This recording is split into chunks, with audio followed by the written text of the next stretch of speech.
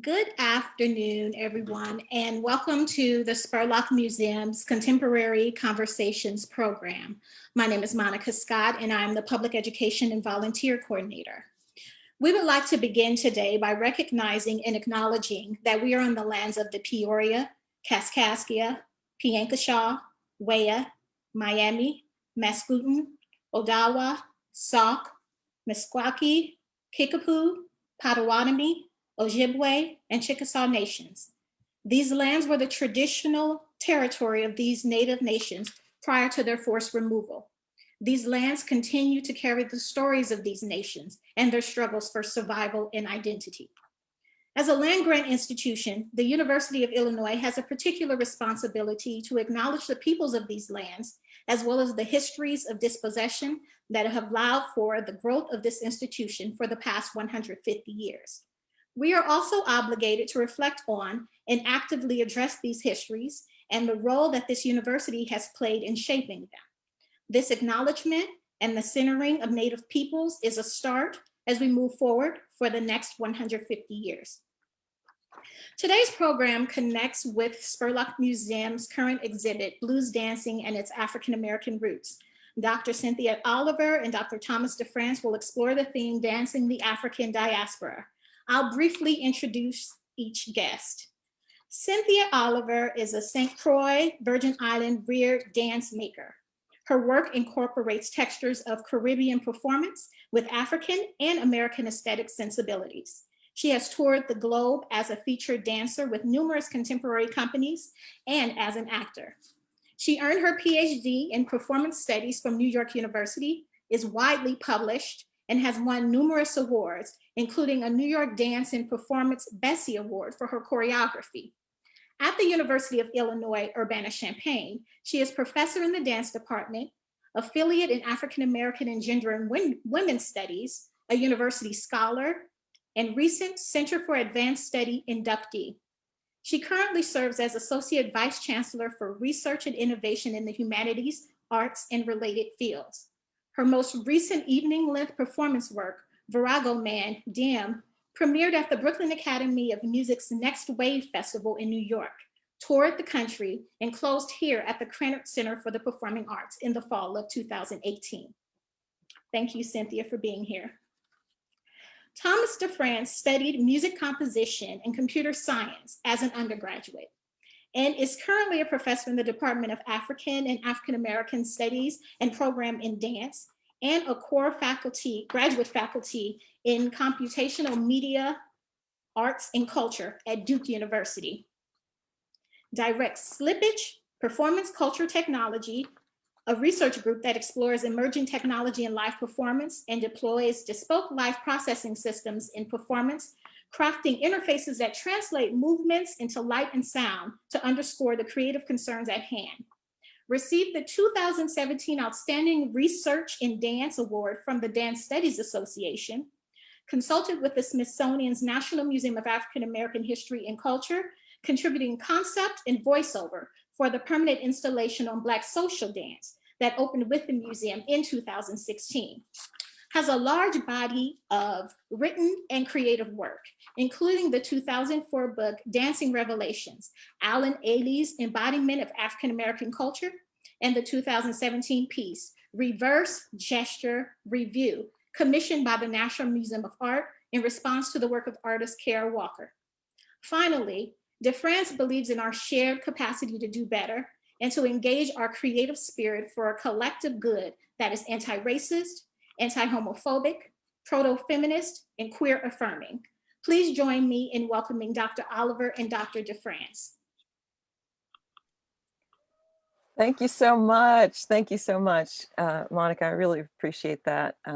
It's always great to be in conversation with my dear friend for many years. You all will hear us call each other endearments. I will call Dr. DeFrantz Tommy, because that's how I know and love him. And he will call me what he will.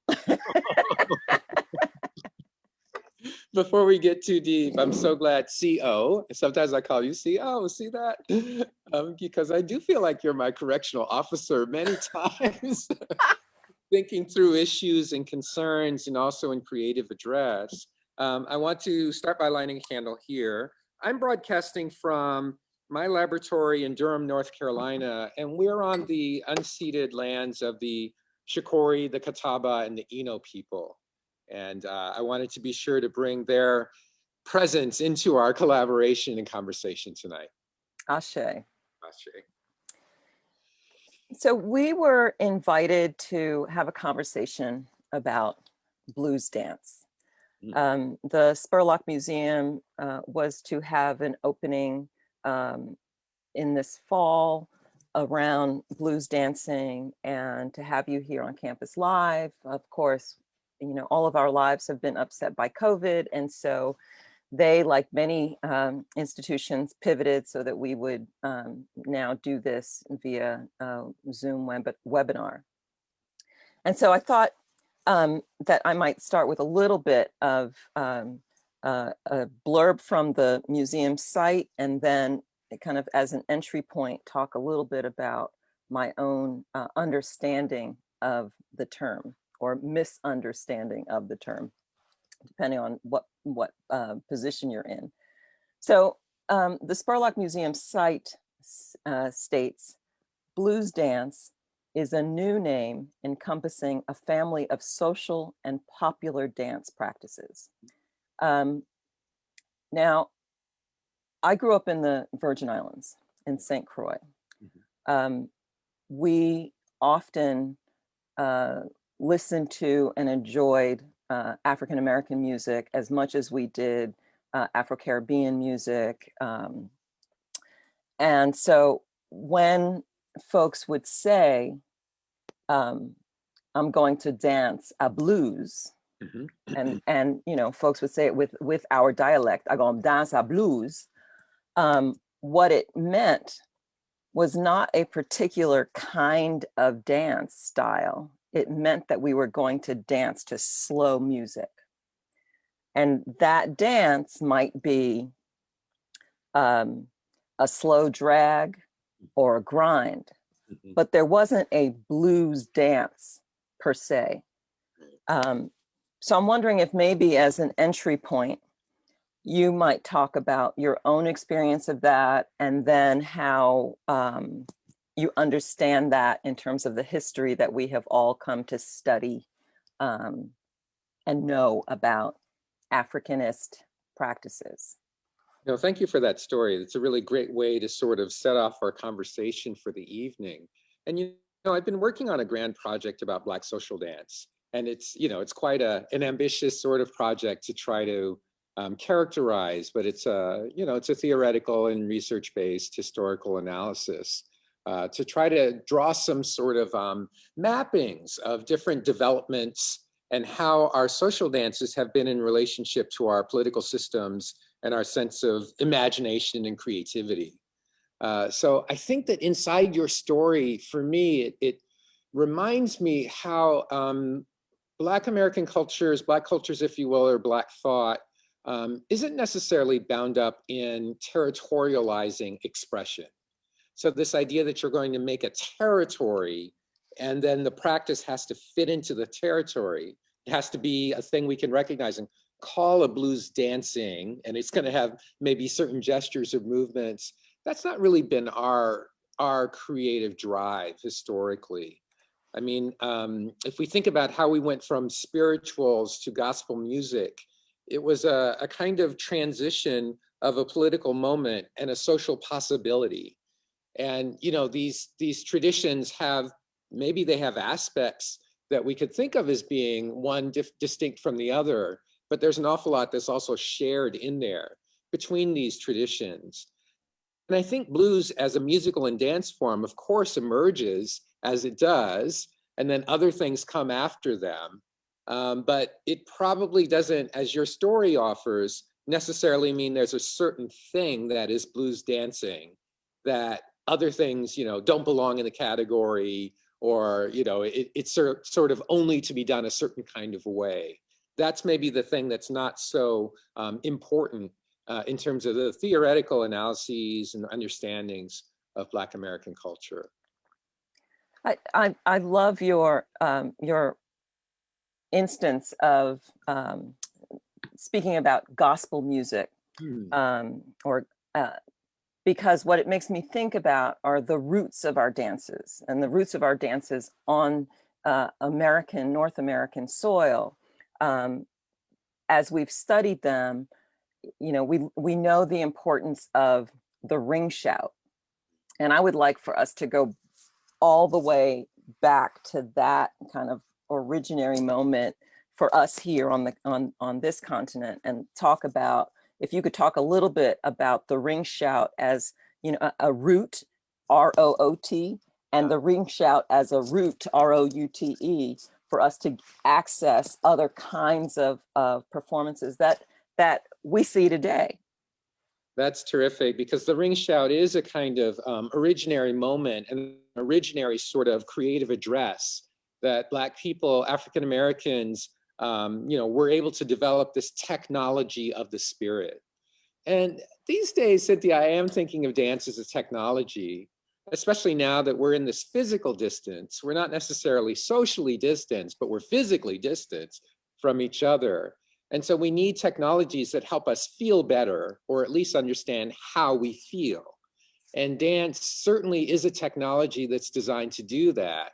And Black dances that are concerned with spirit, the dances of the Orishas we might talk about, the candomblé if you like, but definitely the ring shout as an American kind of invention that was a dance of the spirit that was remarkably allowed by the Christian sort of missionaries and sort of the Christian sort of denominations that were overseeing Black Americans who had been enslaved. The ring shout was a form of worship and dance that was sometimes allowed.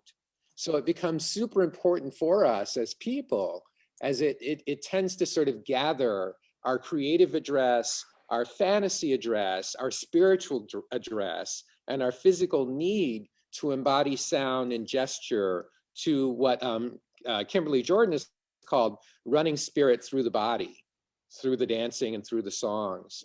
So the ring shout is, you know, it does have a form, it's in a ring, and something that the missionaries were really concerned about. If you're someone who studies the Bible at all, there are some theologians who say the Bible says one must not dance. Then others point towards how David danced before the Lord. And, you know, we might understand a little bit of these discrepancies in how to read the Gospels, if you will. But there was this idea that one isn't necessarily dancing if one doesn't cross the feet. So the idea of crossing the feet becomes, you know, is it literally like a hopscotching, or is it moving your feet, you know, a certain distance one away from the other? But the ring shout gets allowed as a form of dance and worship. And that's urgent for us as Black people, because we do believe in worship and dance and creativity being lined up among each other. One of the things one of the many things I love about the ring shout is that shuffling, constant quality. And because we were unable to cross our legs, cross our feet, because that was defined as dancing, we created another kind of rhythmic action that then we added percussion to because of the prohibition around drumming. And so the body and the voice became our percussion system with this you know, this action of the feet. And what's exciting for me about it is the energy of it, as you talked about, the spirit, and how much it has endured. And so that circular practice that is democratized, that you know, as you're talking about kind of not territorializing dance, we also didn't do that in terms of ownership of the practice, as it's a collective practice. And so the circle is an emblem for how we think about community and how we look to each other for contribution. And it comes as far forward now as we see in the cypher and hip hop, and all of these other forms where we get a chance to kind of improvise and see each other and expect innovation from one another and build upon that. And I'm just wondering if it would be helpful to our audience for you to offer a little bit of information about some of the characteristics of Africanist dance that we've seen over time. There are a couple of giants in our field who we look to when we talk about, kind of identifying some of the key qualities about African-American, Africanist dance practices that are embodied in that ring shout that we've seen kind of move forward historically. If you could talk a little bit about some of those characteristics. Oh, I'd be glad to. This is the stuff that I live for and live through, of course, as well. So I imagine you're thinking about the, as you call them, the giants, Robert Farris Thompson, who was an art historian who worked for much of his career at Yale University, and then Brenda Dixon Gottschalk, who is a goddess to us now as a researcher and scholar and artist and based in Philadelphia and is emerita from Temple University. And between these two amazing intellects have helped us recognize sort of attributes of performance that we see as maybe commonalities, if we want to think of them that way, or maybe as aesthetic imperatives, like things that need to happen for the performance to be realized as fully as it might. So Thompson had a sort of 5-part model that he offered out based on his research in what he called sub-Saharan Africa at the time in the 1960s. That's how these areas were called by anthropologists and researchers. And he said that, well, these things that you find across all the places that he went in his research were percussive attack. So by that, he meant things would hit hard. So you're going to hit the thing somehow, and there's going to be an accent that's going to help move the event forward.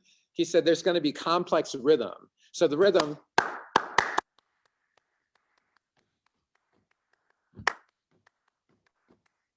is going to be unexpected and complex and layering one thing on top of another. He said there was this thing. Can I interrupt you for a second? I don't know if Monica let everybody know that you are an expert tapper. So this rhythm that's happening in this, as you are in that beautiful space of yours, is because Tommy is a tapper, y'all. Thank you for that. Like, yes, rhythm dancers unite. Rhythm. That's right. I'm sorry, I interrupted. No, continue. You're fine. I appreciated that. That was a nice accent, cross rhythm, if you will. He has this other idea that we're going to come to towards blues dancing that's super important. So let me save that one. He talks about the aesthetic of the cool. So this is also thought of as a big part of blues dancing or dancing in general for African people, that you want to actually balance hot and cool. So if you're doing one thing super fast and hard, maybe some other part of the body is balanced in a super calm way. And this is a sort of aesthetic balancing that is always evidenced in these forms of expression. He talked about the dances of derision, or the forms of dancing where you tease someone else. So this might be the bases of competition. And you reminded us of the cypher and hip hop and the battles, and exactly these sorts of sort of addresses where there's a teasing one to the next, like calling us by our nicknames is sign, it's a sign of affection, and also establishing that we're among each other. So how the derision really is an important part of Africanist expression. But then there's this other thing he called apart playing. And this is also going to be very important for partner dancing. So apart playing, what he meant was that everyone has to bring their own element to the exchange. You don't mimic someone else or do the same thing that they're doing. You dance or play music apart and together at the same time. So Professor Brenda Dixon Gottschalk helped us understand this as the individual within a group dynamic. The group is working as a whole, and then the individual is allowed to shine and expected to shine, maybe in the center of the circle, but certainly among the group.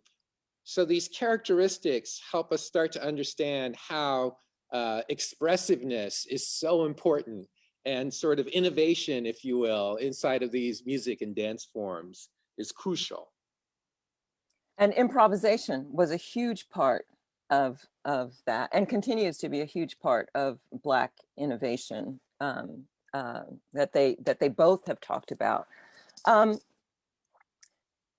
There's also this difference between popular dance and a notion of social dance. Sometimes the two, converge, sometimes they don't. And I'm wondering if maybe you could help us a little bit understand what those differences might be. And I say that because, again, when I look at the site for the Spurlock, it says, since the 1990s, blues dance has become popular in mainstream communities around the world. There's a distinct difference between something that is a social dance and something that might be a popular dance, especially when we're talking about certain social or communities and a notion of mainstream. So maybe if you could help us sort that out a little bit. Maybe, but I think I'll need some help with you because I'm not sure I can follow it quite. I mean, I'm concerned with social dances, and I think of social dances that, most people could figure out some form of how to do within a couple hours. So that's kind of my baseline sort of standard for what constitutes a social dance. So we have lots of Black expressive forms that are not social dance. Like one cannot suddenly vogue, for example, within a couple of hours. You're not suddenly going to be doing death drops. Or you could, but it won't look very good. I hurt yourself. And interestingly enough, B-girling, is very similar. Like you're not going to necessarily do a 6-step and get on the ground and do a spin on your back. So, there's a way that in the way I think of these creative forms, those aren't really social dances in the way that, Chicago stepping might be. So, they're dances or the Harlem Shake, for example, they're dances that one can learn fairly quickly and share with friends and family. And then this idea of popular, I guess, do you mean more like Broadway and movie? Well, I think I'm combining the two things, right? A notion of popular and mainstream. Oh, I see.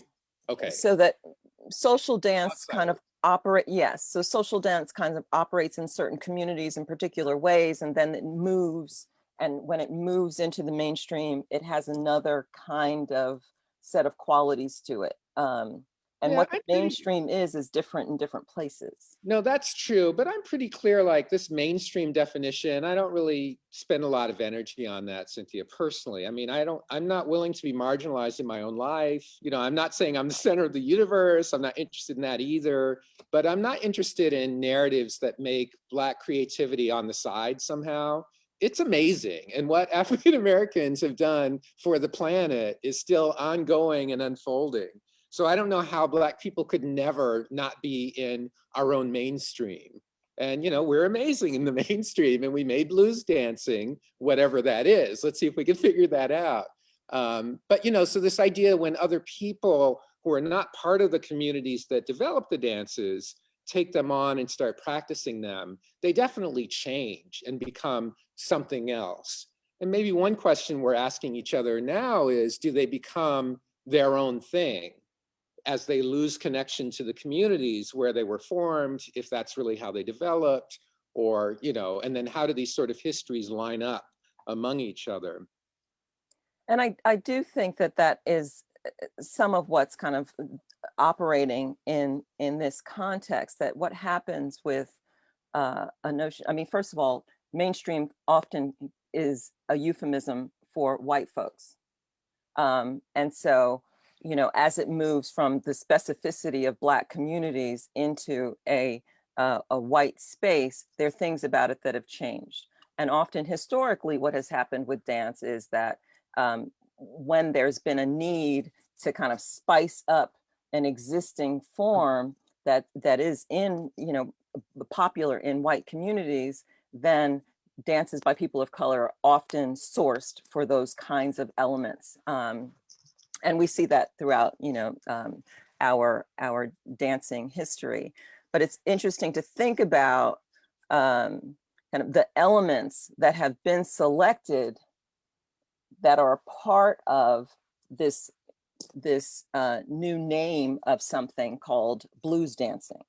And so I'm wondering if maybe you could talk a little bit about, what those particular kind of cherry-picked elements are for that form, and why that perhaps has traveled in the way it has. Yeah, that's a really great point. I often think that one of the reasons Black culture is so incredibly potent on the planet is that we are so constantly disavowed. We're constantly in social justice movements and civil rights movements because we need to be. And our voices and our participation as citizens or as people on the planet is disregarded and disallowed so often. And yet we create these amazing forms of creative address and these amazing forms of music, or as you make experimental performance that really moves people towards an otherwise way to be, or really unimaginable vistas of possibility. So, our dances encode this sort of resistance and excitement, this possibility of a new relationship that one might never have thought of. They're in the dances. So the cherry picking, in blues dancing, we tend to hear a lot about being cool or relaxed or kind of, letting things slide. And, it's quite obvious. We can think about that like as a response to social disavowal. And it's like, what do you do? How do you demonstrate patience in the face of so much degradation? One has to be cool and sort of, let things sort of bend and shift and find your way. So that's a kind of cherry-picked aspect of Black performance that's quite appealing towards, what we're now calling a white mainstream, like that you can kind of be cool somehow, and that coolness will make you feel effective in the world somehow, or resistant in some way. So that's one of the things that's cherry-picked. There's so many. I guess I want to show a clip because I've been thinking about blues dance in relationship to other forms that African Americans do practice on the regular in the 21st century. And blues dancing, as it's been called, isn't necessarily one of them. Like, you're not necessarily going to go see a whole bunch of African American blues dance events. Like, that's not really such a thing, but you will see Chicago stepping events. And one of the things, we're going to look at a clip from of freestyle stepping at the Armac White Party from 2010. And one of the things you'll notice here is like, this is maybe something that came well after blues dancing, or dancing the blues, as you were telling us at the beginning of our chat tonight. It's come well after that, but it's something that's still quite strong in Black communities as a way to imagine social expression. So let's take a look at this.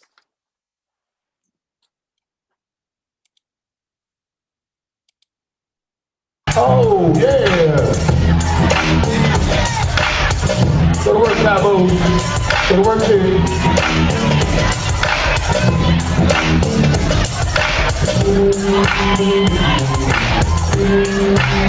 Hey.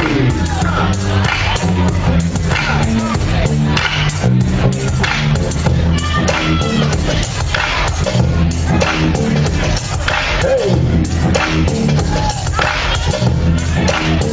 Go to work. 109th in Michigan, man.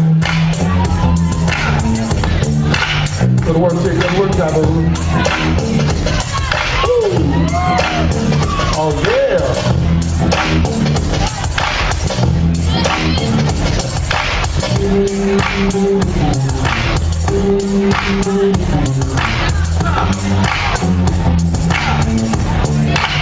Go to work, Taboo.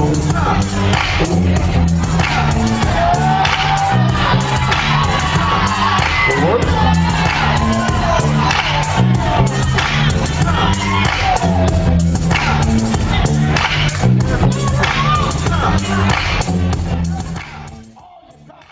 Okay. Okay, can we just say that beat was banging? Of course we can. I love this clip, and I'm always respectful of folks who place their stuff on YouTube or Facebook. It's a moment of demonstration in a large social event. All the people are circled up to witness the kind of expert practitioners shine for a moment. It's not a demonstration that was pre-choreographed. That's not a thing here. As you were saying, it's improvised. And these two gentlemen are also demonstrating to us how Black cultures are incredibly mobile and versatile and willing to explore and curious about what else there could be. So in the dance circle, many things happen that might not happen, in other contexts. We see all of that here in this short demonstration from the stepping event. That was awesome. I mean, I love the fast footwork, the gliding. It's like, I know brothers' shoes had to be smooth underneath so they could do that. The dropping down, the holding, the still moments. And then, of course, the style. Everybody in that room, dressed down. We have a colleague, Raquel Monroe, who's an administrator now at Columbia College Chicago, and she writes about these events in really smart and unexpected ways. So we can look to her scholarship around these dance formations. Yeah, that was really awesome. Thanks for sharing that. I'm wondering if you could, before we take a few questions, which we should probably do pretty soon, I'm wondering if you could talk about some of the invitations that you've had around the globe for other communities that are, that are doing their own version of blues dancing across, various territories and geographies, and just to talk about kind of the way some of our dancers travel. No, it's a really great point. And it's a new area for me. I mean, I've been, like you, a researcher of African diaspora performance. And it was about 5 years ago, I got a call from pretty much a white organization called the Triangle Blues Dance Festival. And, they might not appreciate being characterized as a white organization, but that was my experience of working with them, because there were very few people of color. And also the attitude towards the dances was quite appropriative and weirdly proprietary, very paternalistic. Like, we're going to take care of this dance because you all have not. And I thought, well, that's odd. We have really strong ways to think about what these dances did before Zora Neale Hurston, the very famous anthropologist, was writing about them in the 1920s and 30s. So that affiliation led to me doing some lecturing about histories of African-American performance and dance. And then from there, it turns out that there is indeed a global phenomenon of especially Europeans, Eastern Europeans, and white people who are very interested in kind of characterizing a territory of blues dancing. So these engagements have taken me, yes, here, but also in Zoom calls to Amsterdam over the summer, and then physically in person to St. Petersburg to a large festival a couple years ago. And in that instance, I was teaching dance practice. I was teaching tap and teaching some of the forms that I do practice, but also offering some kind of basic African-American aesthetic value sort of dance gesture workshops for people. And it was really super interesting how there is a movement of curiosity and engagement with these forms. And then there's a lot of confusion about how they are or are not authentic. And that word is really vexed for us as Black people, because our authenticity is bound up with questions of the human that are still, quite frankly, unresolved for Black people in complicated ways. So it's been a really interesting journey. I imagine our conversation tonight is part of it. Yeah. Thank you for that. I'm looking at a question. How do we solidify this work inside of academia? Black dance is often relegated to an elective versus a requirement. That's a great question. And Cynthia, you and I know we are founding members of an organization called the Collegium for African Diaspora Dance. And we formed this organization as a project of SLIPPAGE first. I love saying that, which is the research lab I direct.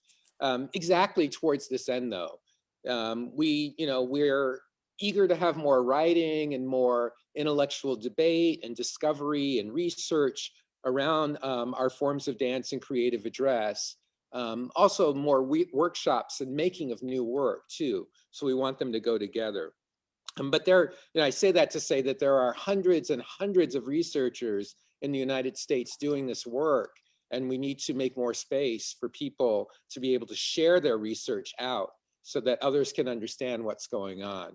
Because the dancing will not be denied. The dancing is happening, and the research about the dancing is happening too. So we need to just keep sharing that information out.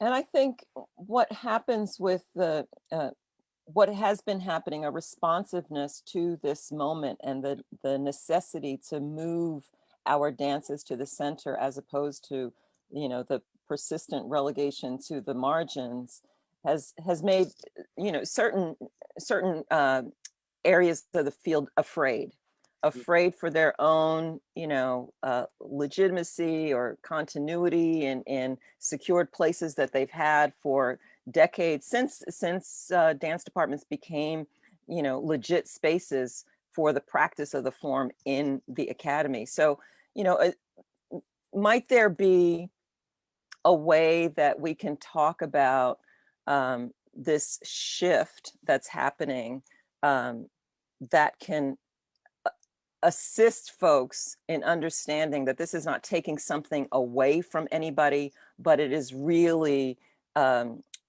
fortifying and nurturing, how a new way of thinking about physical practice. Yeah, I think that's a great point. And, now we're starting to understand with our great awakening of 2020, which I hope is real, that we need holistic methods to understand excitement and passion, and also history and political possibility. And the thing about Black life is that it tends to bring many strands together in its realization of time and space. So if we practice these forms, we start to better understand how we can be among each other and lean in. So, and it's not taking the space of something else, it's creating new spaces for an enlarged possibility. That old phrase, let many flowers bloom, there is room. That's right, I love it, love it. Another question, given the notion of appropriation, can you speak about, I'm gonna jump in here and change a term. Can you speak about breaking and the derivations of this particular form? I'm so curious what the term was in there, but. Well, it was called breakdancing. And I know that the practitioners prefer the term breaking. So I'm sorry, now I was stuck on that. So I missed the rest of the question. Okay, I'll ask it again. Given the notion of appropriation, can you speak about breaking and the derivations of this form? Yeah, breaking is a really great example of how Black and Brown, if you will, BIPOC, Indigenous and people of color sort of creativity ends up sort of transforming a sense of possibility for other people. I mean, because B-girling or breaking were forms that Black and Brown people really sort of invented and, sort of developed. And then it's interesting because they never really went away. But as more and more other folks got into them, it just kept expanding, expanding, expanding. And in terms of breaking, like, it's super interesting. In France, for example, is a nation state that values artistry in a certain kind of way. It's quite different from the United States. And France has 4 official forms of dance. And I don't know if you knew that. Did you know that? There are 4 official state-funded forms of dance. I did not know that. Well, this is interesting. You know where I'm going, what the 4 forms are. So we have ballet, everyone might get that. And then we have Baroque dance, so what they call their historical dance. Then we have contemporary, which are all the artists you've worked with and created for, and the people who are working now, if you will, or more recently. And the 4th is hip hop. Le hip hop is an official state form in the nation of France. So it's funded, there are hip hop companies all over the country, young people who want to express through this form, and mature artists are encouraged to create creations or works that are shared out to the general public. So, you know, here's a form, it's appropriation if there's maybe a kind of taking from and a kind of landing down somewhere else where it does something really different.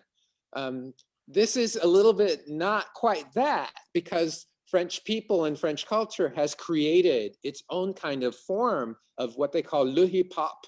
And it is a state form that is enjoyed and supported in ways that it is not in the South Bronx or the US or the UK. So it's just very interesting how our dance practices and forms move. And sometimes they take root in other places and do really urgent work. There, it's often communities of color in France who are engaged in hip hop. So Algerian immigrants and Africans from the whole Francophone world who are now finding themselves in France for lots of reasons are expressing through hip hop creations. So there's a different kind of example of these transformations. And I think just a few days ago, there was an announcement that breaking is going to be an Olympic area. Well, this is tricky. This is tricky. I have family in this conversation, so I'm gonna hold my tongue. I actually saw my sister on this call with us tonight. Uh-huh. And, yeah. Yeah. Well, it's been pretty controversial. There are folks who feel as though that is, you know, validation of the value of the form, and then there are those folks who are like, no, this is a continuation of a kind of whitewashing of the form and flattening out of it, and you know, the making rules around what makes what is more important than another aspect of it. So it's a very contested kind of moment around hip hop and b-boying and b-girling. Very interesting to see later on when we get to witness the Olympics. Okay. Yeah, I think the dance will not be denied. I always go to that. Like people need to express and will find their way to express. So yeah. Yeah, and there will always be, you know, the dance that might happen, the official dance, and then there'll be the dance that happens underground, and there be the explosive stuff. And so, you know, depending on what circuit you're in, there you go. You know, yeah. Okay, Ashayla Bird asks, how can students engage in this work beyond the classroom or the collegiate setting? That's a great question. So interestingly enough, that clip that I showed was, you know, not in the classroom or the collegiate setting. So people are doing dancing sort of all over the planet in the ways that they need to. It might be that what we're calling blues dancing is much more like a studio form in a way. So, you know, that's not the classroom, the collegiate setting, and it's not, you know, it's its own space. Like dance studios might be the place where these dances are actually being done the most. And maybe that's where students would have to go to be involved in them. Awesome. Melanie asks, I felt like the stepping clip you showed had a hint of shagging in it. Does the shag have any roots in African dance? Does the shag have any roots in that? Of course it does. Asked and answered. I was with the question until the last twist. I was like, well, yes, it's a black dance. The shag. That's right. I mean, you know, the twist, the shag, the Watusi. I mean, now we're in the 60s and the rise of the Black Power dances. What's really interesting about the 60s, so this is after the Lindy Hop became the jitterbug. So Lindy Hop is something that Black people and people who were around Black people were doing, and then it becomes the jitterbug, so it can be on American Bandstand. It's a quite simple version of an older form. And you know, the shag, you get to these other forms in the 60s, and they're very similar. They're like simplified forms of dances that that have grown up in African American communities. What's interesting in the 60s, though, is that's where we also have the rise of funk, which comes just before the sort of the hip hop nation shows up. And funk dances are hard to categorize. I don't mean like the funky chicken. I mean like when people are actually dancing to James Brown. And you know it's funk, it's kind of like house. You know it's that, but you can't really say what it is because it's very particular and it's quite elusive, and that's what makes it magical. Okay. Someone else asked, could you comment further on the place of queer expression in social dance? There was a question right before this that I missed that is connected, I think, to this one, that the clip that you showed, clearly two men dancing together, and the person right before this was asking about that event. So if you could comment further on the place of queer expression in social dance. It's such a great question, and it's something I've been writing about for the past 3 or 4 years. I'm still working on this idea of improvisation, of our kind of like willingness to explore as being a willingness to also queer, if you will, ourselves or our imagination. And it just seems urgent to align Black creativity with this willingness to be non-normative. And for some, like I know some Black people don't want to be queered. So I'm like, that's fine. I'm not trying to put that on everyone willy-nilly, whether you want that or not. But that maybe this idea of non-normative is useful as another way to language queer. There is something about Black expression that is a willingness to go in an unexpected direction and see what's there. And this is how we shine. It's how we make a step, do something we didn't know it could do. It's how we extend a chord structure so that the musical sound is just translucent and unexpected. It's what Charlie Parker or Mary Lou Williams were up to as musicians. And there's a way that it's always about bending a thing or stretching a thing in an unexpected way. So we can think about that as queering or making something non-normative.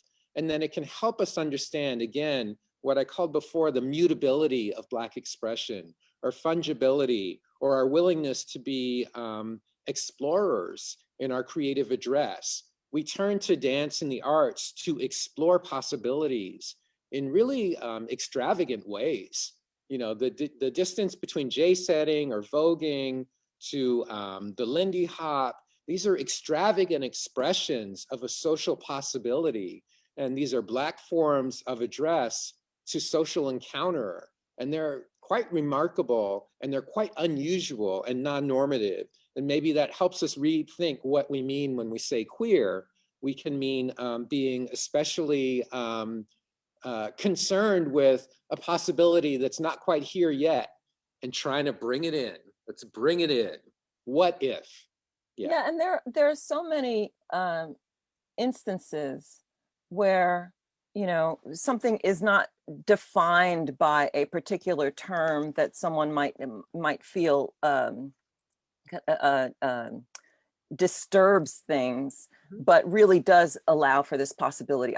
There have been countless occasions in which I've been at a party or a gathering where the music gets so, as the Caribbeans say, the music gets so sweet that it doesn't matter who you're dancing with. Two women will dance together, two men will dance together. That is not a thing. It is about the expression of the moment and the power of that community in that particular moment. So I love that there are these occasions where that does not require a certain kind of attention. It just is. It just happens in an environment. Okay, we have another question. Alyssa Noble says, do y'all see conversations around the lineage of Black social dance forms happening in non-academic spaces where they are being practiced? Are there ways you have seen folks successfully communicate the cultural context of dance forms in more casual dance settings? Yeah, that's such a great question. And of course, I'm going to say yes, but then I'm going to have the caveat, I do work as an academic. So when I show up, the room changes because that's kind of an identity that I carry with me. So you know what I mean? It's not like I can show up and be like hanging out in the corner, like nobody knows, it doesn't matter. But I'll give an example. We're going to start this, hopefully we're going to start this tap dance lineage archival sort of project here in my laboratory within the next year. And TAP is such a great forum. When you have TAP with a really committed teacher, you spend the first half of any session talking about its history. Like that's how TAP classes evolve. You don't just start dancing, shuffle step, shuffle step. No, you're talking about teachers and places and histories of the shoes and rhythm and maybe listening to music. And this is kind of the formal pedagogical process that's quite casual as well. So that I want to call it the formal process, but it's also probably not how you're taking TAP in a studio or in a university. But in the world, when you're studying TAP with someone who's committed to TAP, you know, if you have an hour-long session, first half hour is conversation. And it's conversation about lineage, remembering performances, thinking about things that we might have seen together. Those conversations become the groundwork for moving towards artistry. And maybe that's a thing that, you know, in any of these forums, we're moving towards how can we create things that are unexpected and dynamic as social dancers, as tap dancers, as experimental artists. We want to do something that allows this something else to happen. And to do that, we have to understand who we think we are and where we've come from. You have to have a sense of where you come from to understand where you want to go. Absolutely. And, you know, what I thought of when I heard this question was the kind of informal and casual way that generations of Black people would talk about how a dance changes. What it's called in one generation as opposed to another. And you can have these dance-offs at a party and, you know, the elder in the party be like, I know what that dance when that was called the camel walk, or I knew that when that was. And so that's a way in which, you know, in non-academic spaces, people are talking about the trajectory of a particular kind of form. And that's, you know, it's super casual. It's really informative. You could literally take, you know, a historical note of how a dance has moved. And it can be, you know, it's really fun. Okay, let's see. I'm trying to find the next question. Adiyinka Alasade, excuse me if I say your name wrong, asks, can you talk a bit about reggae dancing movement in social dance? Yes, not really, I'm sorry. It's not an area of specialization. I'm not going to perpetrate or pretend. There are some amazing researchers working on reggae. I'm thinking of Yannick Hume, who some of the people on the call might have heard of. And if you haven't, please look for her research. But there are many other amazing researchers of reggae. And, you know, it's not an area that I have enough information to even fake it on. So thank you for the question. That's beautiful. All right. And Lisa Dixon asks, or says, my head is exploding with thoughts, questions, images. So thank you. My family has always done stepping and as a part of our life. Yes. So she says, I feel a bit mortified that I've not heard of blues dancing. Girl, don't be mortified. We don't talk about it that way. Are there any other current social, cultural dances that find themselves being mainstreamed from other cultures? Native American, Puerto Rican, Latinx, any conversation around that? Yeah, that's such a great question and a good point. And, you know, the answer is in your question. Yes, of course there are. And it's a challenge that we have as researchers because our interest isn't to create material that can then be mainstream. That's not the point. But we're trying to help people understand or realize or remember the things that are already happening, the things that they're already doing. So I would just say like yes and yes and yes. I mean, the whole salsa and merengue, they were called crazes when white Americans started doing them. But they were, you know, dance forms that had particular values in the communities where they were developed. And continue to. And continue to. That's such a great point. And these dances and they tend to not really go away. That's why I love your story about the camel walk or the elder in the room, because the dances, they stay a part of our kind of like corporeal memory. They're how we remember each other and the people we loved and the people who cared for us.